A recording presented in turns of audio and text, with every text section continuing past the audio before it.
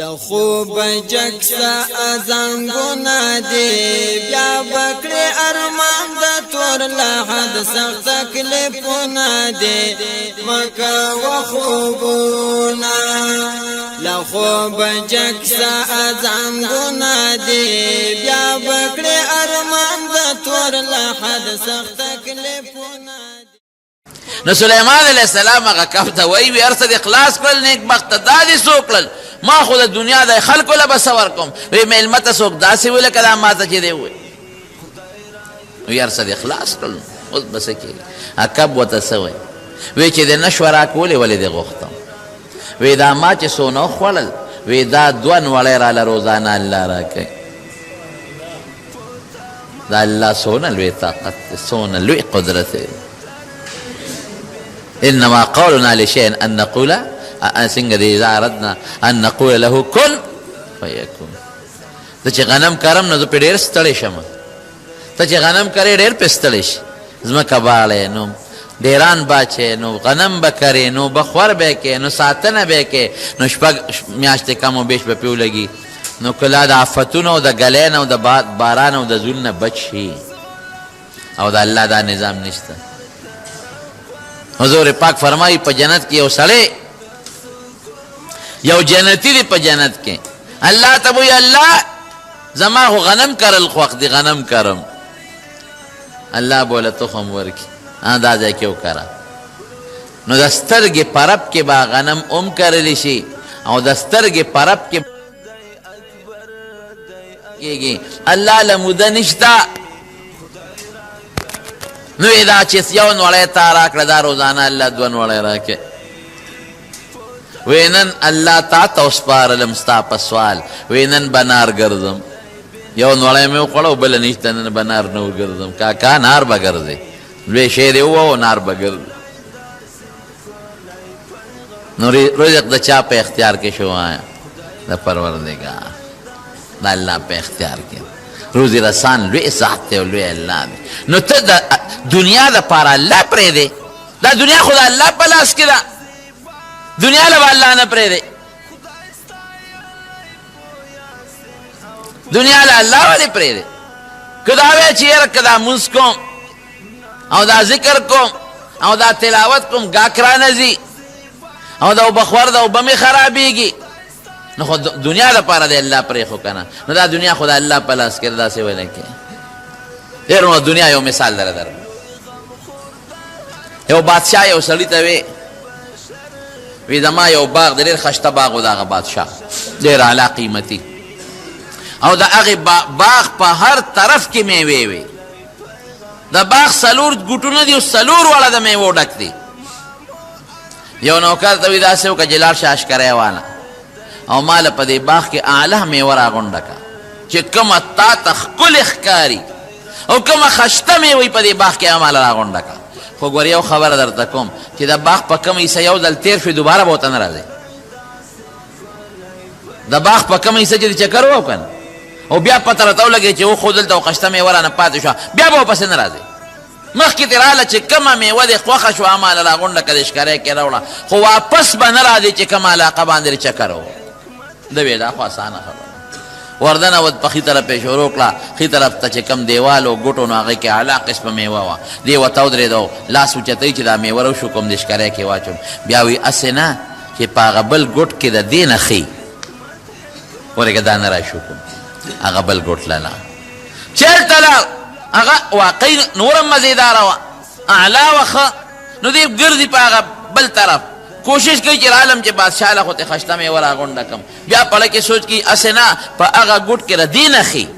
دکا بادشاہ خو ماتا وی خمی ورا وڑا دا خو خدا خو کی دی چی ردینم خی ورگا دی باغ نشو کم اغا بوٹو نشو کم اغی لچی ورا گئی اغم دیر علامی ووا دا بیاش کرے زان تیار کا بیاو یر بادشاہ خو خمی ورا وڑا اسنا پا اغا بل گوٹ کے ردین خی دا نشو کم اغی لازم چی بل گوٹ لورا گئی اغا تشتورو پا کیو میوام نوا اسم پکے حق دک ادرد اس بسکو ما دا خو بادشاہ میوہ روڑا خو میوہ ما خو خی میوی پریخو دی پا دی سوچ دل تبا خی دل تنبا التخی التنبا دل تخی او بادشاہ را باندے شرطم لگو لے چے پا کما باق یو دل تیر فی دوبارہ با نور دے نو نه دې ګوټ ته واپس تلی شم څوکیداران ولاړ دي نه هغې ته تلی شم او نه دلته نو تش تور تش اشکری د باغ نه ووت دقه دنیا مثال دی نن ورځ په ما راله زه یم ځکه خیري سبا به عبادت کوم نن پرېږدوه نیموزګار سبا به ښه ورته ځان اوزګار کړم چې سبا ورځ راشي یاره ته پرېږدوه نن سبا به د دې قضا مونځونه به م راګرځوم که خیر او سبا به ښه عبادت کوم بله ورځ به کوم بله ورځ به کوم او واپس خو په دې باغ د دنیا نشي راتلی چې کومه ورځ دې وواله بس داسې باغ ته به ورسې په آخره ورځ ته خو نن د سبا او سبا نه بله ورځ او د بله ورځ نه بله ورځ او د مرګ ځنکدن به د باندې راشي بیا خو واپس د دنیا باغ ته تلیم نشي او هغه وخت کې بیا عمل هم نشي کولی نو تش تور به آخرت ته ځي خو چې د باغ په ګم ګوټ دا سړی نه نوتې او د هغې نه یې میوه شکولې وه نو ټیک په ورمان کو که نه کو دقه رنګې د باغ دا یو ورځ د باغ یو طرف ته پکار دی چې موږ له دې نه فایده والو موږ په دې کې الله خوشحاله کړي او موږ د آخرت دپاره تیاري وکړو دا لویه خبره ده کم مال او دولت چې خدای درکړه د هغې نه د آخرت ګټه واله الله پې خوشحاله که عبدالقادر جیلانی رحمت الله علیه یو ځل ناستو یو سړی وله راغی وی صاحب دا دیم ډېر مالدار وی دا جیلانی چې ورته وی دا اصل کې ګیلان دی ګیلانی دی دا په دې دغه کې بغداد کې او په دې عراق علاقه کې یو ښار دی خو عرب خو ګاف نشي استعمالولی نو هغه ګاف ته هغوی جیم وی هغې جیلاني ورته وی نو دی یو ځل ناست دی یو نوکر وله راغی وی په کشتۍ کې ستا بلا بحري بیړه کې چې څومره مالو نو کشتۍ غرقه شوه دی وی الحمدلله نو لږ ساعت پس بیا سړی وله راغی وی صاحب کشتۍ بچ شوه طوفان پې راغی مونږ خو یې واوړېده خو نه بس بچ شوه مال دې بچ شو نو دی بیا وی الحمدلله نو چې درس اخلاص که نو شاګردان دا ډېر لوی عالم وګورئ عبدالقادر جیلانی رحمت الله محض صوفي نو ډېر لوی عالم یو تفسیر یې لیکي تفسیر جیلانی په شپږو جلدو کې او ډېر لوی زبردست عالم دی او د امام احمد ابن حنبل رحمت الله علیه په مسلک هم دی د هغه مذهبي دی نو شاګرد ته تپوس وکړه درس ته پس وی صاحب وی چې مونږ چار اصلي درته وی چې کشتۍ غرقه شو نو بیا دې مې الحمدلله او چې به وی چې د غرق کېدو نه بچ شو نو بیا دې وی الحمدلله نو هم په غرق کېدو د خدای ثنا وی هم په پیدا کېدو د خدای ثنا وی نه ما په ثنا په دې نه ده ویل وی چې دراله اطلاع راکړه چې کشتۍ غرقه شوه نو ما خپل زړه ته وکتل چې زړه مې د کشتۍ پسې خفه دی او که نه دی خفه نو زړه مې نو خفه لمې مطمئن و مطمئن اس قسمه خفه نو او لکې مې دا شی پروتو چې الله خو ستا مال و تا را کړی ولاړ که نه اخرت خو نه دی تللی دنیا لاړه که نه اخرت چې لاړ نو دا طبعي ده د انسان دپاره نو ما نه خو اخرت نه دی تللی ما نه خو دنیا لاړه او دا دنیا را کړې تا و تا را واخېسته نو ما پکې څه دي اوس ما سره یو څادر د چا امانت پروت دی او ما له هغه سړی راغی هغه څادر یې رانه پورته کړ نو زه پې ورته ولې خفه کېږم خو پردي شی و راغ را کړی یو او ما ته څه موده فایده واخېسته واپس یې رانه واخېسته خبره خلاصه شوه نو لکې مې سوچ وکړه نو خفه واپسې نو ما وی چې الله دا مال خو تا را کړی او تا رانه لکې مې دا پروت او دا مال تا را کړی او دا مال خو تا واخېسته نو زما پکې څه ولې خفه کېږم نو ما په دې د الله حمد وایي چې شکر دی خدای چې د ما زړه کې دې شي پسې خفګان نشته حمد شکریه ده الله وایي چې بیا هغه هلک راغی او یې راته وی چې هغه د مال کشتۍ بچ شوه د اورېدلو نه او مال دې محفوظ شو نو بیا ما خپل زړه ته وکتل چې زړه ته مې وکتل نو زړه کې مې ډوسه خوشحالي نه وه په کشتۍ بچ کېدو ما وی خو واقعي د دنیا د اعمال خو د ډول او زیب و زینت دی که غرقه وه نو ښه به وه سړیه د څوکۍ نه او د سوچونو فکرونو به اخلاص وم او دا اوس را پیدا شو نو دا اوس بیا به سوچ او فکر کوم د دې زکات او د دې خیرات دی او صدقه ده دا بس کم دی اکدم او څوکیداري او څه نو لکې مې اړو دا سوچ ورپسې نو په دې پیدا کېدو مې په لکې اړو څه خوشحالي رانله اړو فکر رانه مې الحمدلله خدای چې زړه مې هغه طرف ته متوجه نه ګوره مسلمان به داسې که مال ولا راځي هم به د الله حمد ادا کوي که مال ته ځي هم به د الله حمد ادا کوي مال راغی دا بس خوشحالي ده ښه خبره ده د الله حمد ادا کړه که لاړ وی در څوکۍ نه خلاص شو قصه خلاصه ده یو ځل دې په خپله یو واقعه ده د ذکر مې وکړو یو واقعه درته دی خپل یو واقع وی د کلي نه ووتم طالبي مې کوله علم مې زده کوه وی دریاب په غاړه دجلې په دریاب روان یم زم لاړم یو ځای کې یو استاد نه مې علم زده کوه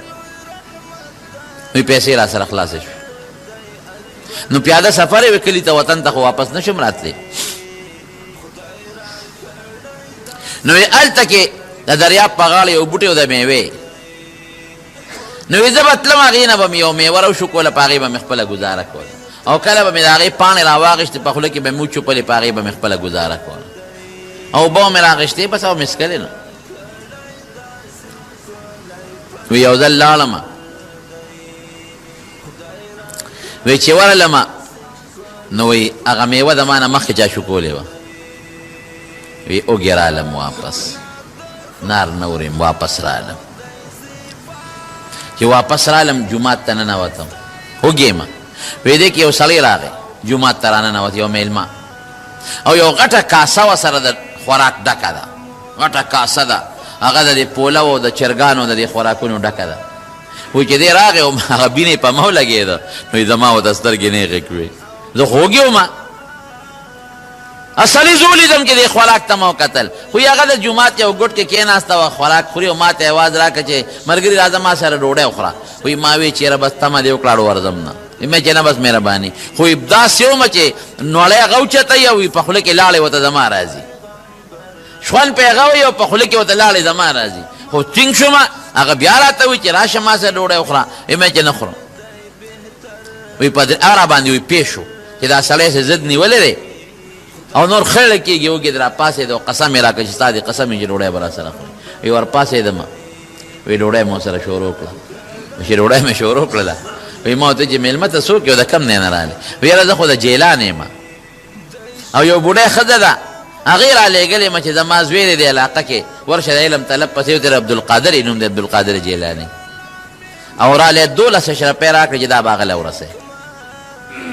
نو هغه هلک پسې وګرځېدم خو پیدا مې نه کړ نو ډېر اوږې شومه نو د نیمې شرپۍ مې دا خوراک ځان له واخلې چې زه دا به اوس وخورم نو زه به کلي ته ځم واپس چې موړ خو شم که نه عبدالقادر جیلانی رحمت الله علیه وی ما چې هغه هلک خو زه یم ګوره روزي به خدای درکوي د دنیا یو مثال دی یو سړی وی جومات ته راننوت په دې جومات کې د څلورو ګوټونو کې 4 کسان ولاړ دي یو هغه ګوټ کې ولاړ دي یو هلته ولاړ دي یو هلته ولاړ دي یو هلته ولاړ دي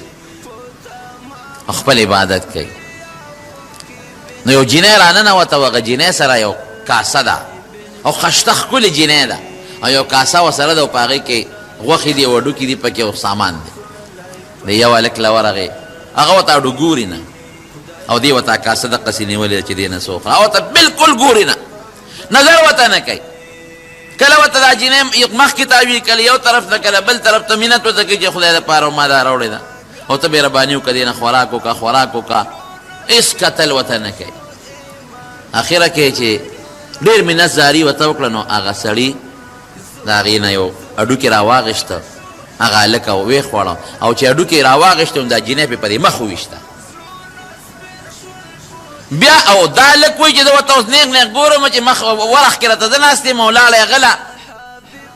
پکار دا چې دا خوانچه دې لومبۍ ماله راوړې وه او په دې سوچ کې مه چې هغې نه خوري اوس به یې ماله راوړي ځکه ته انکار کوي او راضي کوي یې ماله به یې راوړي خو یې ماله نه راځي زه ورته نیغ ګورم چې اوس په ما به رحم راشي او ماله به راوړي او وایي چې هغه هډوکې رالي دا ښځه پې ولي چې بل هډوکې اوسګاري بیا پې دا ښځه ولي بیا وی زه نیغ داسې لږ ورنږدې شوم چې ماله به یې ورسره وړي وی زه یې په ځای پرېښودم هغه بل له لاړه جینۍ وی چې بل له لاړه وی هغه هم هغه ورته هډو ګوري نه خوراک ته ګوري نه دې جینۍ ته ګوري او دا جینۍ لګیا ده هغه راضي کوي چې دا دې لږ وخوره که نه شا به ډېر ښه خوراک دی ورته مهرباني وکړه خوراک دې وکړه خو چې ډېر یې مجبور کړه نو هغې هم دا چل شروع کړه هغه بل هلک چې هډوکې به یې راغېسته غوښه به یې ترې خوړه نو په هډوکې به یې دا جینۍ ویشته وی زه ورته هسې لږ نور هم نږدې شوم چې دا ماله ولې نه راځي هغې ته نه خوري او دی په زور ردا کوي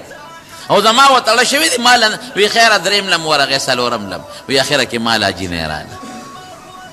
وی چې ماله راله وی زه خو ته اوږې مومه وی ما ته وی چې خوره که نه نو ما وی چې د دې ځای به دا رواج نو چې نه به خوري او په زور به ردا کوي نو ما داسې خوا دې خوا کولي ما ته چې خوره که خورې ډکېږي خوره ګنې زمدنه که خورې وخوره ډکېږي نو وخوره او که نه خورې زدنه لاړمه نخرې دې شروع کړي کله یو خوا ګورې او کله بل خوا ګورې مې چې واقعي که دا جینۍ وته خورم بس نو ما یو وډوکې راواخېست وایي چې راوا مې غوښه مې ته وخوړه نو ما وایي دا رواج چې خورا خورې نو په هډوکي به هغه انسان وړي نو وی هغه هډوکي مې اوچت کړه او دا جینۍ مې پرې مخ وویشته وایي چې په مخ مې وویشته وي هغې هغه کاسه کېښود او په ما د پاسه راونښته خدای دې بې خو باسه زما دله ډوډۍ راوړو ته ما په هډوکي ولې دا څه کې وی ما ته وایي چې زه څه خبر وم چې دا بره د علاقې رواج یې هغې دا چل کو نو ما هم دا چل شروع کړي خدای دې بې خو باسه زه دنیا یم جینۍ راته وایي زه دنیا یم دا څلور واړه ما نه خفه دي رضا کوم نه رضا کېږي او ته خو هغه ځای نه دې شیش ورته اخیستی و او خولې نه دې ورته لاړې بېدلې ستا رضا کولو ته عاجز دي ځکه خورې خوره ډکېږي ډک شګني برابروم دی حقیقت هم دا دی الدنیا ملعونه نبی کریم صلی الله علیه وسلم فرمای هغه دنیا چې سړي نه آخرت یاري دا وایي د خدای نه ډېره زیاته لرې ده لعن عبد الدرهم والدینار نبی علیہ السلام فرمای چې کم سړی دا پیسو پسې نښتې دی والله یې او کمبل پسې نښتې دی او مال پسې نښتې دی دا وایي په درې د خدای لعنتي نو دوه قسمه دنیا مې بیان کړه ما درته وایي دنیا ګټل د دنیا مال جمع کول اوښان اخیستل لسونه اخیستل ځان له کور جوړول ځان له جایداد دا منع نه دي حرام نه دي خو یاره چې الله غافله نه کې رجال لا تلهیهم بیع ولا ذکر څنګه دی تجارت ولا بیع عن ذکر الله الله نه به نه غافل کېږي او کما او ما وایي چې طلب د کسب حلال فریضة بعد الفریضه لیکن کما دنیا چې هغه ته الله نه تا غافل کوي او منځ در نه پاتې شي او الله دې هیر شي او آخرت دې هیر شي دا خطرناکه دنیا ده حب الدنیا رأس كل خطیئه دا بیا د هر ګناه بنیاد او جرړه ده نو قرآن حکیم کې الله فرمایي کلا بل تحبون العاجله وتذرون الاخره وی تاسو آخرت پرېښې دی او دنیا ته متوجه یې بس نو که معمولي تکلیف درته راځي نو هم دې چغې جوړې کړې بیا که خپلې خوږ شي نو هم دې بیا چغې جوړې کړې که معمولي بیماري در باندې راغله نو هم بیا دې چغې جوړې کړې ولې دا شی دې خوښ دی که نه چې چا نه د خوښې چیز دي نو بیا ورپسې خپئ او که آخرت دې خوښي او مقصد دې آخرت د دنیا کړه او د دنیا په تکلیف به بیا خفګان نه کوې بیا خو هغه مقصد دی که نه الله مقصد دی نو دنیا کې چې اوسېږې تجارت بم کې ګټه بم کې دکانداري بم کې او د دنیا کسب بم کې بچو له حلاله نفقه بم ګټي هیڅ قسمه ممنوع نه دي ما د ډېرو صحابو مثالونه درته درکړل لیکن الله به نه یېروو خپل لمونځ به نه پرېږدو خپل ذکر به نه پرېږدو او خپل عبادت به نه پرېږدو او د پیغمبر علیه السلام مبارک تابعداري به نه پرېږدو او د شریعت احکام به نه پرېږدو او د شریعت په طریقه عمل او په هغې تل به نه پرېږدو او ټوله زندګي به دنیا له نه ورکوو سبا آخرت له هم ورکوو که نه ټول وخت 40 ګنټې به دنیا له نه ورکوو 40 ګنټو کې به څه الله له هم ورکوو څه به دعوت الله له هم ورکوو څه به دې له هم ورکوو چې ما نه الله راضي شي او ما نه خدای راضي شي او داسې عمل وکړم چې مخلوق ته ترې فایده ورسي نو